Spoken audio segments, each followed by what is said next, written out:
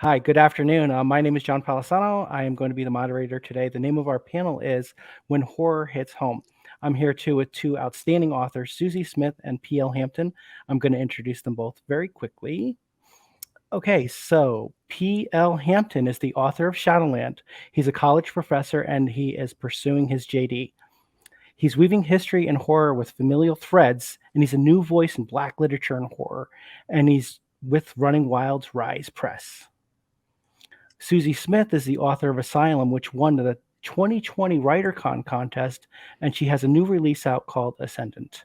And Ascendant is packed with adventure and suspense, and it's blending elements of science fiction, fantasy, and dystopia. All right, so let's have our first question here. Both of you seem to find horrors in different ways. PL is right here in the here now, in the house, and with a nuclear family with a very real threat. Susie seems to be coming from a place where people are trying to rebuild and find their families. So, why is family and home such an important part of horror in your work? For me, starting out, I would simply say my story centers a lot around it because of the dynamics of the family play an integral part in bringing forth the intrigue, the suspense of the horror, as well as gives it depth. I like to say it gives the horror some depth. And so also it fleshes it out and gives it, I like to even say horror has its own character. It could be its own character in a lot of ways. So I think that in my particular writing, the family is integral in bringing forth that suspense, that intrigue, that anticipation, and that horror. Awesome. Yeah, I agree. My Asylum really centers around a found family Mm, uh, kind of thing. And some of the horror that comes from that is, you didn't grow up with the people that um, are surrounding you now. Um, and there was a saboteur in their midst. So they were trusting someone that ended up betraying that trust. And so I think from a family standpoint, that always is brings out feelings and horror and stuff like that, maybe in a different way that PL writes, but hmm, still nonetheless it brings out horror. interesting. Interesting. Um, in the 80s, there was a big focus on horror and the suburbs. And if you even trace things back before then, all the way to Gothic fiction, where the ghosts and spirits they'd enter the home, and or even the castles, and they violated that sanctity. How do you think things have progressed and evolved since then? I'll let Susie take this one this time. Okay. Oh, okay.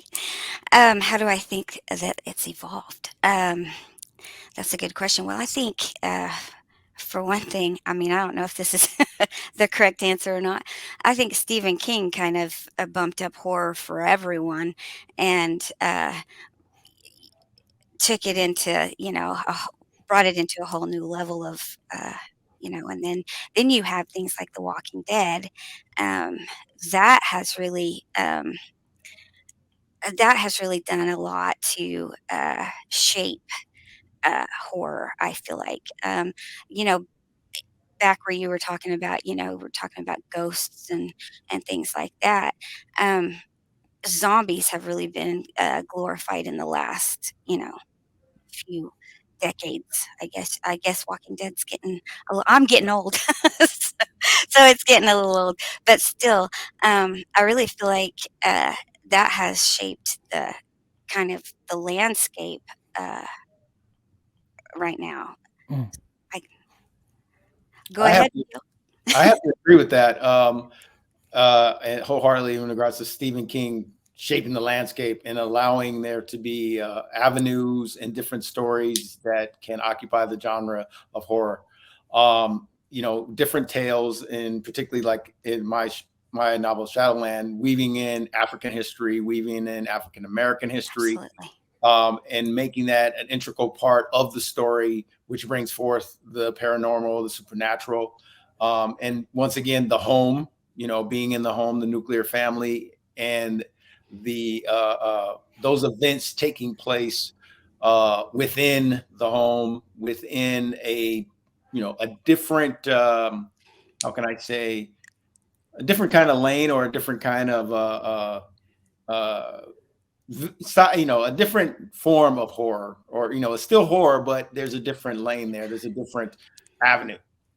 Right. I look at Stephanie Meyer and Mm.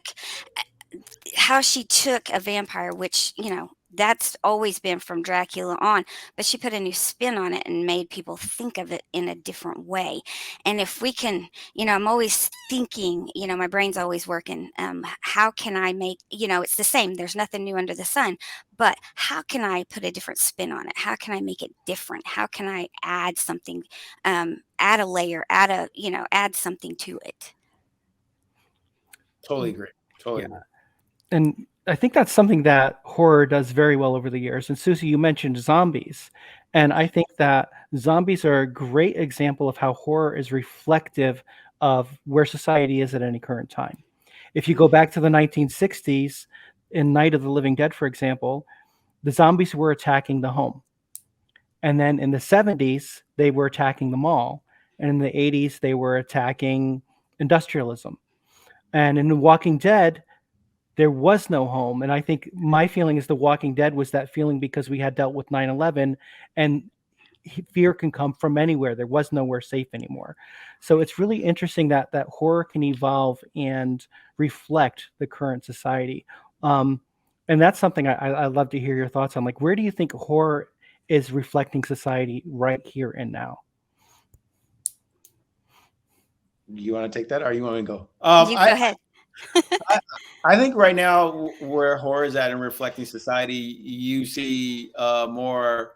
I'm speaking from the standpoint of African American. You got Nope. You have such things as yeah. You got those kind of avenues coming in of being more inclusive horror, if I can say that. Telling the story of where the characters are people of color, the characters are people of different sexual orientations, so on and so forth. I think that's a good example of showing how our country is the country is grappling with and dealing with the evolution of our makeup, of our demographics in a lot of ways. Also, it's good for people to see themselves in a story that bonds them to that story, that makes them more interested in that story, and it makes people feel as if they are a part of the world. And you made a big point. You made a good point there when you said, John, about how I loved how you broke it down by decades, and how Mhm. each decade. And I never, it didn't really sink in until you said that. I know I But did. it was at the Same for me. malls, yeah. And that's where I see it at right now. Is it's still because Walking Dead is still going. But I still see it as if we do see that the fear coming from all over and from everywhere. But sadly, some of it is this fear from within as well, and that's within the home also, as in our stories. Starting at the home, and the I'm bringing it back again to how the family plays such a big part in both our stories. Right. And in your novel, it's right there in your home. I mean, there's transports going to other dimensions and stuff, and the family in your story is threatened directly in their safest space. Correct. And Susie, your characters are looking for family. They're looking to rebuild a family, and I think that's a very modern idea of the family is not necessarily who you're born with, but it's who you grow to become family with. So I think you're both kind of like playing with these really interesting tropes and like totally shaking them up in a really interesting way. I hope I am. I think that the found family trope is, I mean, I don't know if it's used a lot, but you can see it a lot. Um, but I think that as we progress as a society, and I know we're not supposed to mention certain things, but with the degradation of society and the family. I think finding family wherever you can and building a relationship, because family's not doesn't mean you don't have to share the same DNA, the same blood, for there to be the ties, family ties that you can build and shape. Absolutely. And do you think like that's something that appeals to readers? Like, why do you think horror is so appealing and comforting to readers? I think that's part of it. But why else would you think that readers are continually drawn to horror over the decades? It's like their safe space. Like people love Jack Skellington. They love horror. They love, Friday the 13th, and they say it's like their comfort movie or something. I So why don't do you? understand the comfort thing. Okay. That cracks me up. No, but I really feel like, there's a I'm a realist, and so I'll write that way. I usually write that way. I wish I could write a different way, but I don't. Um, I I feel like people are that curiosity, that thing that within you that goes, "That could that happen?" I mean, could that happen?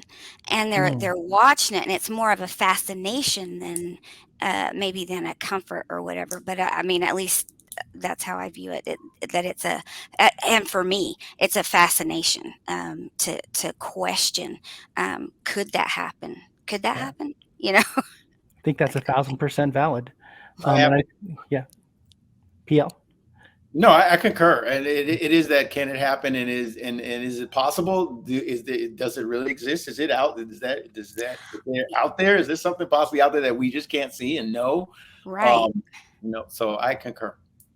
I mean, it's not I mean, zombies are not out of the realm of possibility if you really sit down and think about it. I don't have zombies in my book, but but the landscape is like The Walking Dead without the zombies. So, um, I love The Walking Dead, but, it is, if you sit down and think about it, it is not impossible. Yeah, and I think that's one of the things that makes horror even more captivating because Mhm. it's only a small jump leap of faith to think that some of these things could happen. And I think a lot of the appeal too is thinking if it did, what would I do?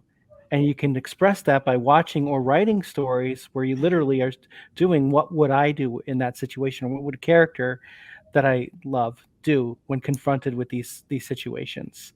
And I think that's a really powerful thing for people to experience and think about and write Yeah. about. So amazing, and you're both on the forefront of doing that. So that's really awesome.